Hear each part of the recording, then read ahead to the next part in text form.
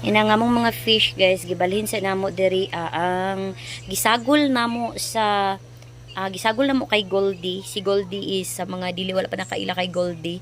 Si Goldie is the arwana, siya si Goldie. Yung last arwana namin guys, si Jewel, yun po yung na-deads last December kasi naubusan po siya ng water dito. Nag-event kami, naubusan siya ng water. Sobrang nakakaaway. Ang laki na nun guys, like may picture ako, hahanapin ko, i-insert ko dyan sa ating video pag nakita ko.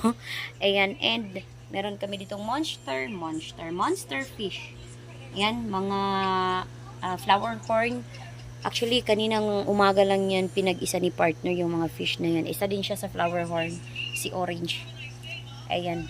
Buti hindi sila nag-aaway-away dito guys. Kasi yan si Arwana, territorial yan siya.